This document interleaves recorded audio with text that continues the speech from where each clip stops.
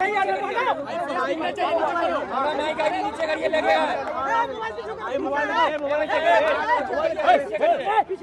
भाई आराम से सभी हम आराम से अरे माइक नीचे करो यार। अशोक चौधरी ने कहा है प्रधान जी की 7 जन्म में भी नहीं हो सकता। अशोक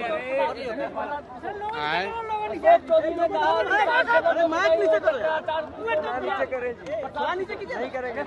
कौन नहीं हो सकेंगे। अशोक चौधरी के बारे में हमने पहले ही कह दिया कि ये बिहार का पहला सर्वदलीय नेता हैं। ये बिहार में हम लोग सुनते हैं कि नेता दल बदलता है, लेकिन अशोक चौधरी ने ये तय किया है कि एक ही बार में, एक ही समय में खुद एक दल में, बेटी दूसरे दल में, दामाद तीसरे दल में, तो ये सर्वदलीय नेता हैं। जनता किसी को वोट दे, इन्हीं के घर मलाई मारा जाना है। तो अशोक चौधरी सर्वदलीय नेता हैं जो 57-58 साल में फर्जीवाड़ा से प्रोफेसर बने हैं। अब बताइए कि जिस बिहार में लोगों को किरानी क्लर्क का नौकरी नहीं मिल रहा है, ये भाई साहब विधायक हैं, किस दिन इन्होंने परीक्षा पास किया, कब पीएचडी कर लिए, कब जेआरई कर लिए और प्रोफेसर बन गए। अब ऐसे भ्रष्ट लोगों से बात करने का क्या मतलब है। जनता इनको पहचान चुकी है। जीवन में चुनाव तो लड़ेंगे नहीं, चुनाव लड़ते तो जनता जमानत भी जब्त कराएगी, लेकिन मंत्री बनकर आजकल सरकारी खर्चे पर बिहार सरकार, बिहार के गरीब जनता के पैसे पर हेलीकॉप्टर से चल रहे हैं। हेलीकॉप्टर से चलने का शौक चढ़ा है, जनता उतार कर ले आएगी रोड पर, तब पता चलेगा 3 महीने के बाद।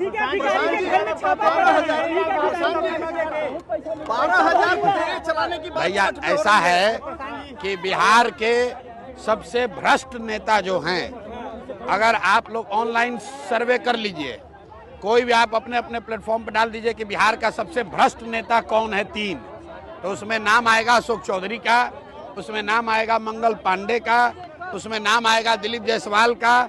ये भ्रष्टतम नेता हैं सब।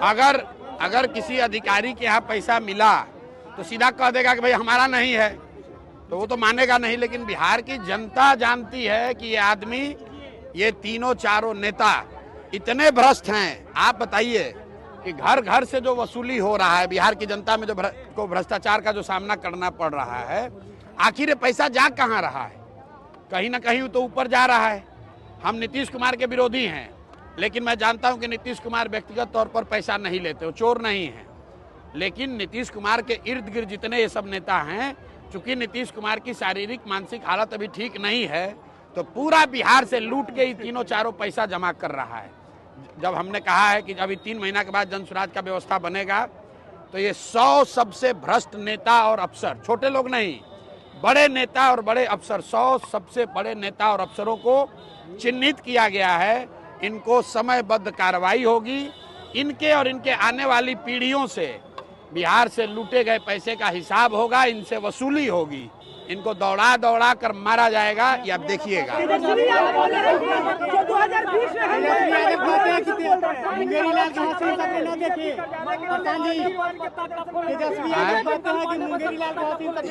मंगल पांडे के बारे में हम लोगों ने बताया कि ये पैसा लेके घर खरीदे हैं। जब कोविड में आप और हम सब लोग परेशान थे, तो बिहार के स्वास्थ्य मंत्री दिल्ली में फ्लैट खरीद रहे थे। आप फ्लैट कहाँ से खरीद रहे थे?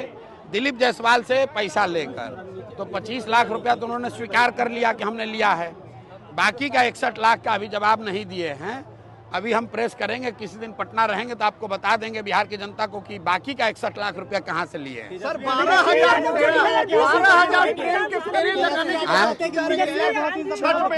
किसको आपसे डर है क्या? अच्छा देखिए, सुनिए, रुकिए। ये कह रहे हैं कि तेजस्वी यादव कह रहे हैं कि मुंगेरी लाल के सपने मत देखिए। तो इस बिहार में खाली तेजस्वी यादव और लालू यादव के लड़कों को सपना देखने का अधिकार नहीं है, बिहार के सारे युवाओं को सपना देखने का अधिकार है। ये समझते हैं कि इनके बाप बने, इनकी माँ बनी, अब ये बनेंगे, इसके बाद इनका बेटा बनेगा, तो जन स्वराज इनको ध्वस्त कर देगा। इनको पता नहीं चलेगा, जनता उठाकर फेंक देगी। अभी 20 बरस से बाहर है ना सत्ता से, अभी दिखेगा।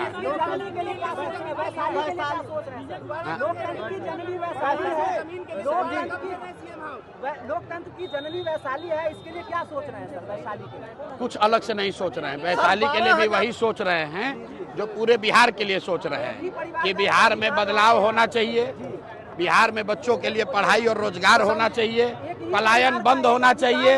अरे रुको यार, अधिकार रहा है तो वही तो बता रहे हैं। सवाल तुम ही कर लो यार, जवाब भी तुम ही दे दो। भाई मेरे, वैशाली के लिए भी वही सोच रहे हैं जो पूरे बिहार के लिए सोच रहे हैं। बिहार में बदलाव होना चाहिए, लालू नीतीश के राज का खात्मा होना चाहिए, यहाँ पर बच्चों के लिए पढ़ाई रोजगार होना चाहिए, पलायन बंद होना चाहिए, भ्रष्टाचारियों को जेल जाना चाहिए।